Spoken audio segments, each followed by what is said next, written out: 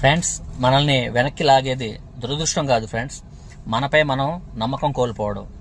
Yes friends, ఒకసారి మనం ప్రయత్నిస్తాం, ఫెయిల్ అవుతాం, ఐ థింక్ అయిపోయింది, లైఫ్ అయిపోయింది, జీవితం వేస్ట్ అయిపోయింది, ఇంకెప్పుడు అంతే అని అనుకోవడం ఫ్రెండ్స్.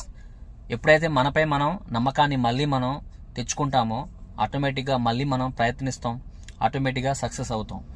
గుర్తుపెట్టుకోండి ఫ్రెండ్స్, జీవితంలో సక్సెస్ అయిన వాళ్ళందరూ ఫెయిల్ అయిన వాళ్ళే. ఎన్నిసార్లు ఎంత ఎక్కువ ఫెయిల్ అయితే అంత బెస్ట్గా వాళ్ళు తయారవుతారు. ఎగ్జాంపుల్, థామస్ ఆల్వా ఎడిసన్ మనకు బల్బు కనుక పెట్టాడు.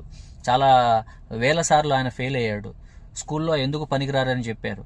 అయితే తను అన్నిసార్లు ఫెయిల్ అవ్వలేదు ఫ్రెండ్స్. తను ఎక్కడ ఏ మిస్టేక్ చేస్తున్నాడు అంటే సక్సెస్ అవ్వడానికి తను ఏ మిస్టేక్స్ నేను చేస్తున్నాను అని చెప్పేసి అనుకున్నాడు. ఇప్పుడు ఆ ఫెయిల్ అయిన మిస్టేక్స్ అన్నీ లాస్ట్కి ఇంకా మిస్టేక్స్ లేవు, ఇంకా ఫెయిల్ అవ్వడానికి ఛాన్స్ లేదు, ఇంకా ఉన్నది ఒకటే సక్సెస్.